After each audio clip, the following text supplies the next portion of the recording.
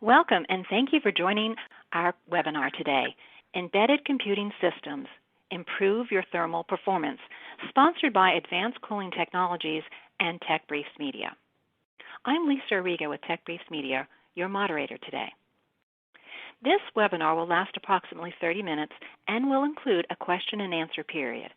If you have a question, please submit it at any time by entering it in the box at the bottom of your screen.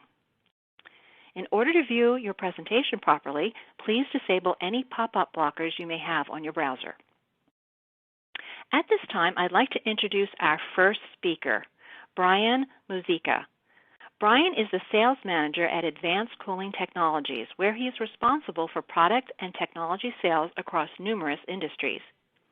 He worked as the Research and Development Engineer for the company's Aerospace Products Group before taking on his current business development role. Brian has first-hand experience designing, analyzing, integrating, and working with customers to optimize solutions involving heat pipes, phase change material, liquid cold plates, and pumped two-phase cooling. Also on the line is Jens Wyant, the Manager of the Defense and Aerospace Products Group at Advanced Cooling Technologies, where he handles design, prototyping, and production of embedded computing thermal solutions. During his time at the company, Jens has worked in R&D, product development, and production.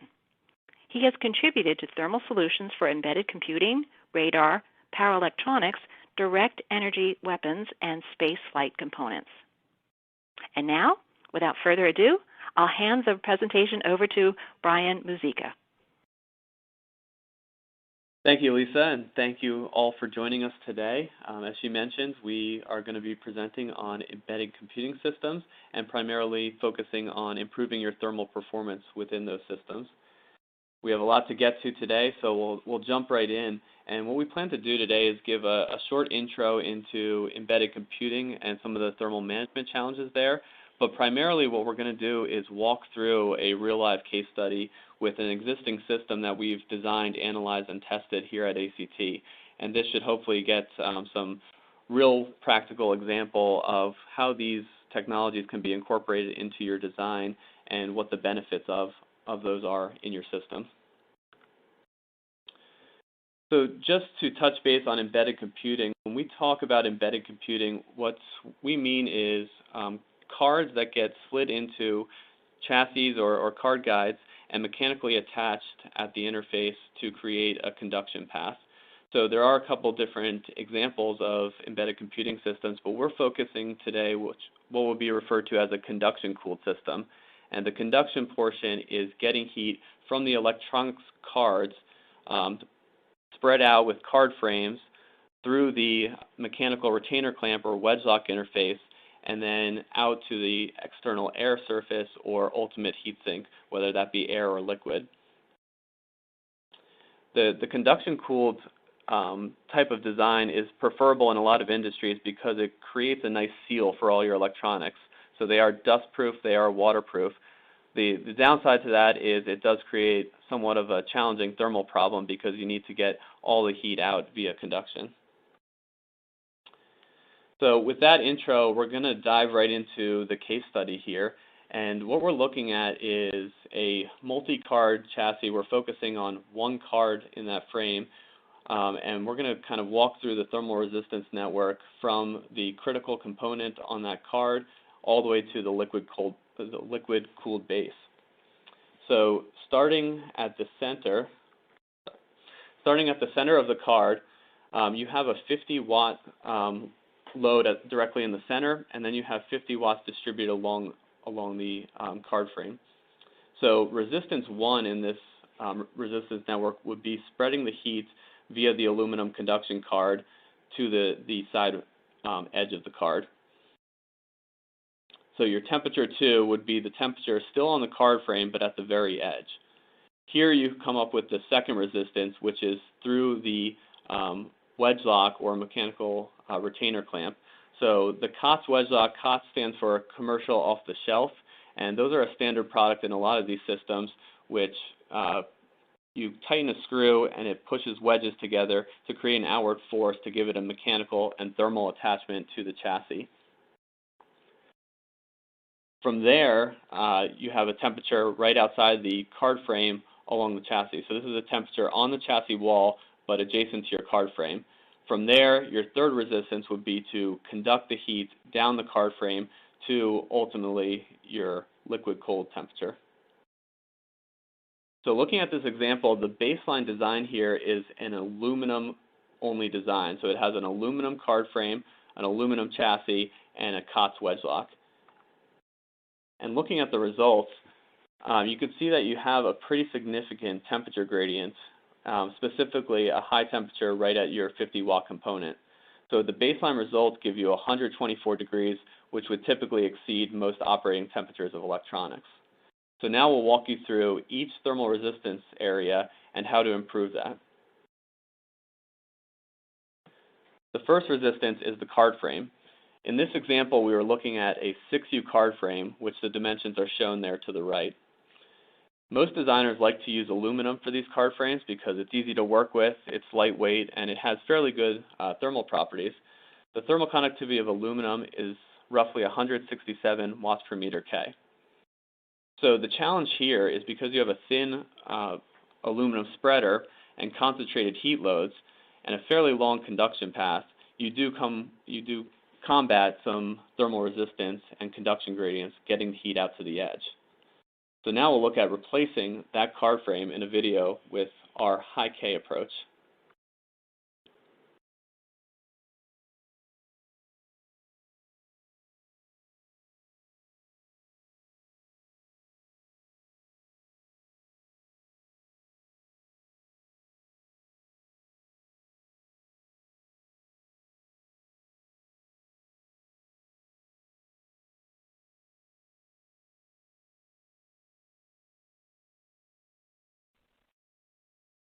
So now that the high K card frame is in our system, we want to take a look at what that means thermally.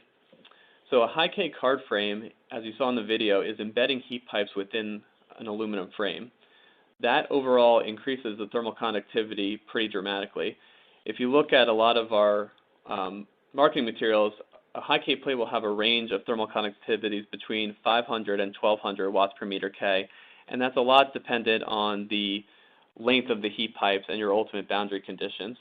Since we've done a lot of 6U form factor cards, we have a pretty good grasp that it's going to be somewhere in the 650 watt per meter K range.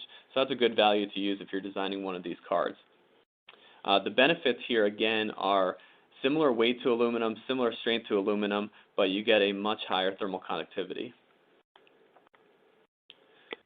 So we talked about embedding heat pipes into an aluminum frame, but what exactly is a heat pipe?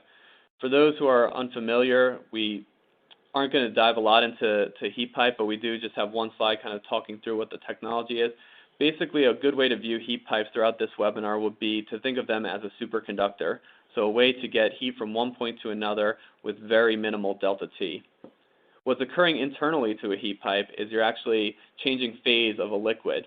You're changing it from liquid to vapor phase, spreading it with a pressure gradient, and then condensing wherever it's cooler, and using a wick structure, an internal wick structure, to passively pump the liquid back to the hotter end.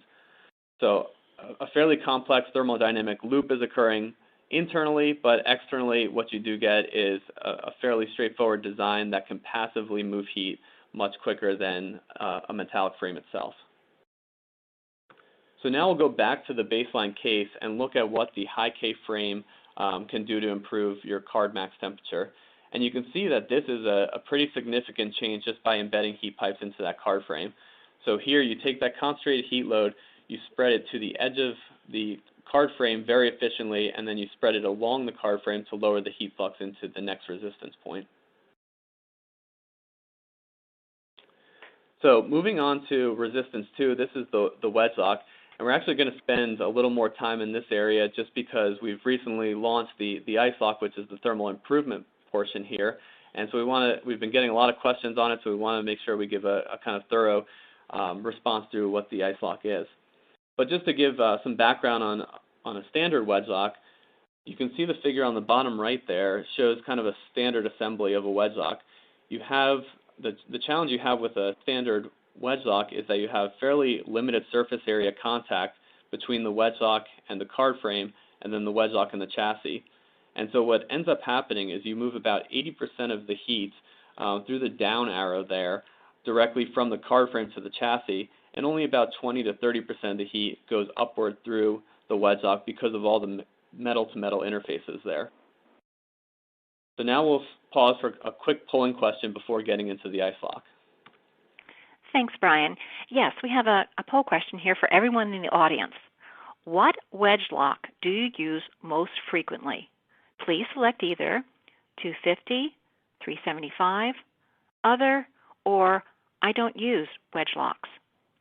Please submit your response now. Thank you. Brian, back to you. Thanks, Lisa. So now we'll go back to our video and replace the off-the-shelf Wedgelock with a ACT ice-lok.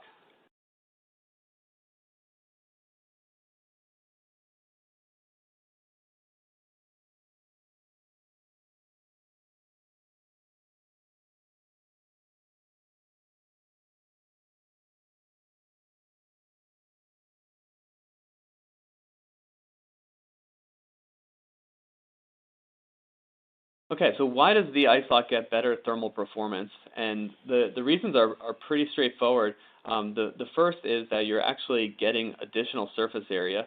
So what the ice-lok is actually doing is expanding in all directions, not only the vertical direction. So you're getting forces on both an additional surface area contact on both the card frame and card guide. So if you can see on the bottom right, you're actually adding an additional thermal path in comparison to the COTS Wedgelock. So you're getting more surface area, which is the biggest benefit, but you're also bypassing a lot of those metal-to-metal interfaces within the Wedgelock itself. So how does this correlate to thermal performance? That additional surface contact actually results in about a 30 to 40% better thermal performance compared to the off-the-shelf Wedgelock. So we developed this technology and are currently offering it in 250 and 375 series Wedgelocks, and those would be drop-in replacements for what's currently available in the COTS version and are compliant to VITA specifications and very similar installation compared to standard. So it should be a fairly easy drop-in replacement for existing designs. And with that, we'll go back to our case study and see exactly what the ice-lok can do. So without changing anything in the design, adding any redesigns, we can drop in the ice-lok and gain another 4 degrees from our card max temperature. So the card max temperature now drops to 92 degrees. So as I mentioned before, we're going to dive a little deeper into the ice-lok since it's a new product and we've been getting a lot of questions on it. And on slide 17 here, what we have is kind of our option set for the ice-lok. We're initially launching with the 375 and 250 versions. They come in standard lengths of 5, 7, and 9 wedges, and you can see the corresponding length to the right.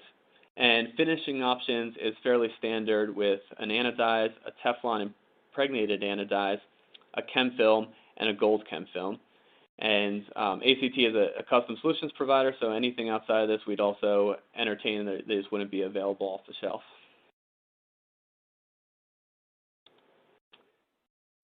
So next, one of the first questions we get with the ice-lok is there any differences to install or use the ice-lok? And the primary difference is that it's going to expand in all 4 directions, so you would have a different expansion dimensions than you would. Basically, the width would be different than a standard Wedgelock, and you can see the dimensions there.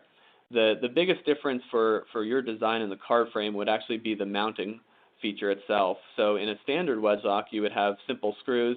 In this design, you would actually require a slot in there so that you can allow for that horizontal movement. So a very minor change to allow for some horizontal movement there.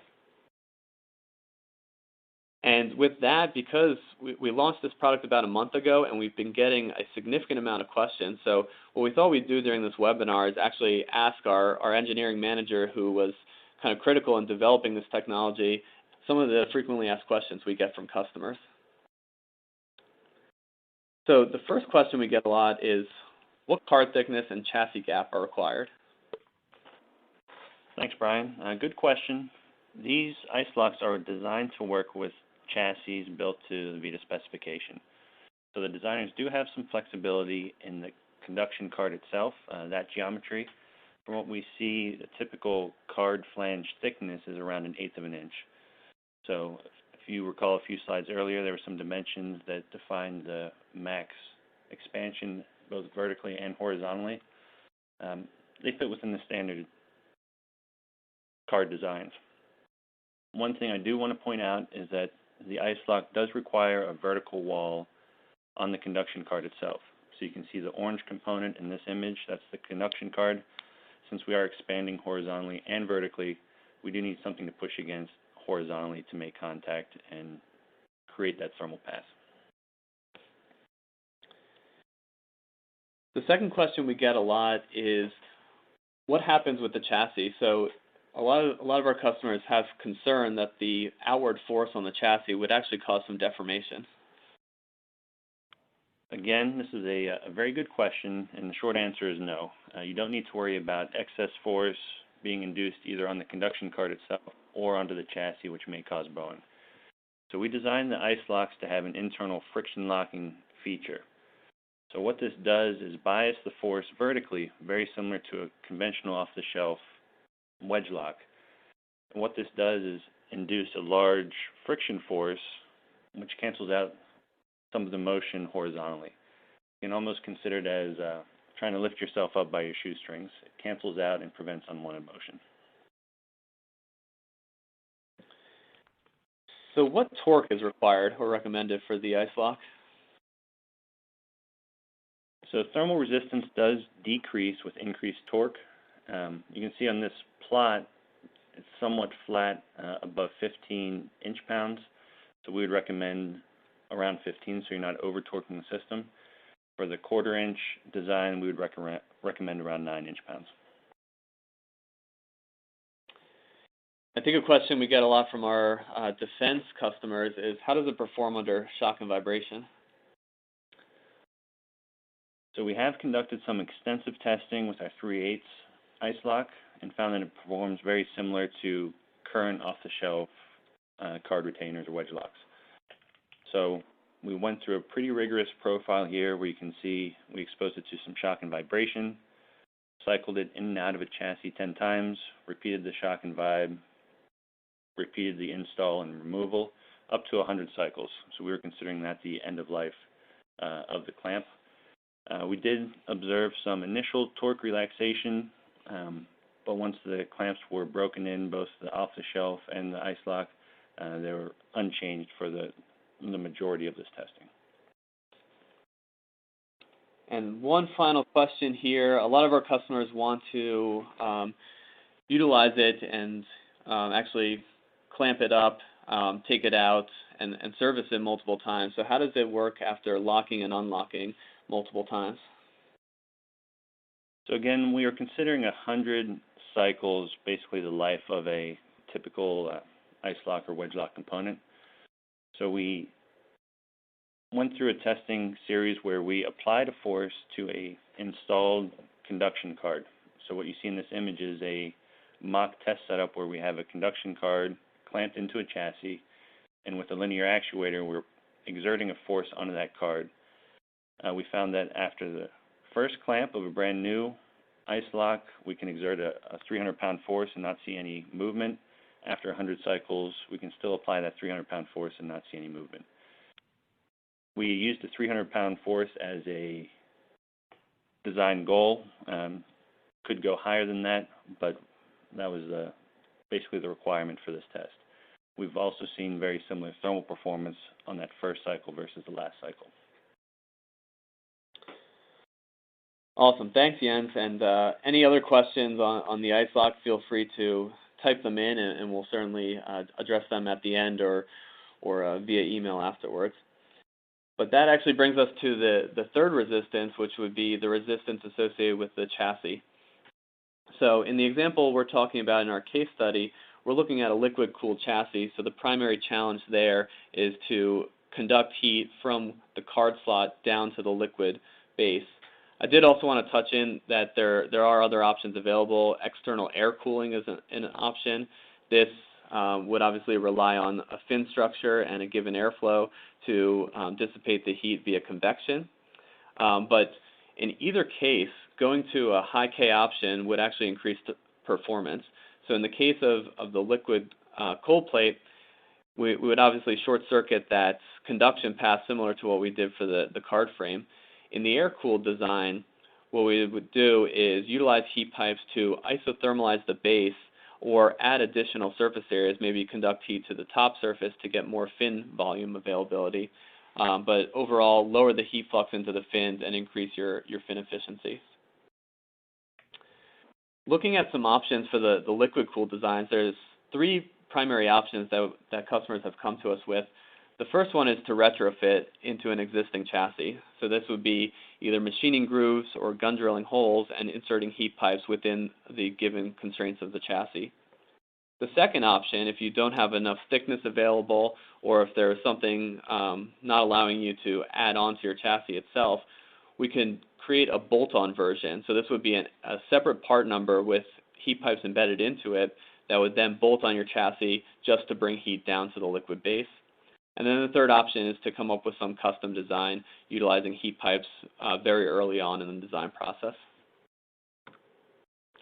So before getting back to our case study, I just wanted to touch on the bolt-on design and give you an example of the thermal performance improvement that you might be able to see with this design. So again, we're mechanically attaching a bolt-on high K plate using heat pipes to bring it to the base, and you can see the kind of before and after images you can get there with this type of approach. So with that, let's go back to our video and insert heat pipes into the chassis.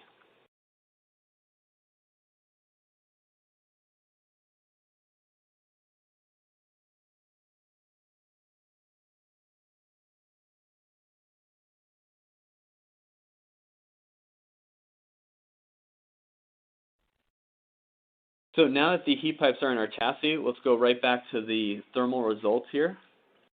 So looking again just at the improvements you would get from embedding heat pipes into the sidewall is pretty significant again, because you do have a long thermal path from the slot location to the cold plate. So embedding those heat pipes will short circuit that path and increase your overall temperature. So currently, with all three approaches, your card max temperature would be 79 degrees C, which is usually acceptable for most electronics.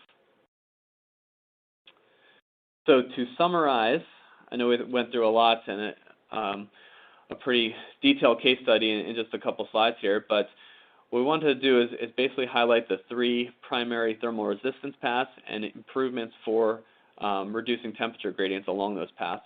So the first option is in the conduction-cooled card frame, and by embedding heat pipes can get you significant improvements in reducing that temperature gradient. The second area is the Wedgelock interface, and by changing a standard Wedgelock to an ice-lok will reduce the temperature at no additional design cost. And then the third is spreading heat along the chassis, and by changing the chassis sidewall to a high K chassis, you can spread heat down to the base very efficiently. And before Q&A, I just did want to point out, if anyone requests these slides, we will be happy to send them out. And we did have, because I know I didn't get into too much detail on heat pipes and other references, we do have a lot of links here to more information on our website. So please, if you have any more questions, ask them and we'll answer them. If you just want more information, request the slide package and we'll get you this with a lot of additional resources. And with that, I'll pass it back to Lisa to see what questions we got. Thanks, Brian. Great presentation. Lots of great information. Yes, let's take a look at some questions that have come in. Jens, your first question is, which option from this webinar gives you the best performance for cost ratio? That is a good question. To answer it, it depends somewhat on where the designer is on the stage. For now, we'll consider someone early on in the design stage. If you can recall back, the high K conduction card provided the best delta T improvement for the cost. So typically, it's a very large conduction gradient from the highest temperature component to the edge of the card. Embedding heat pipes into it does two things. It reduces the thermal resistance from that component to the edge of the conduction card, but they can also be used to spread the heat along the edge of the conduction card, which shows some delta T improvements through the Wedgelock interface as well. Thanks, Jens. And your next question, how much thickness is required to embed heat pipes? Another good question. So the power carrying capacity of a heat pipe does depend somewhat on its cross-section. We have embedded heat pipes into cards as thin as 0.72 inches, so 0.072. Typically, we like to see a little bit thicker cards if possible. Usually we can transfer decent amounts of heat with a 3 to 4 millimeter heat pipe. Thanks, Jens. And that's all the time we have today. However, Brian and Jens will follow up on questions we did not have a chance to address. I want to thank Brian, Jens, and everyone for joining us. This webinar will be available on demand at www.techbriefs.com for the next 12 months. Have a great day.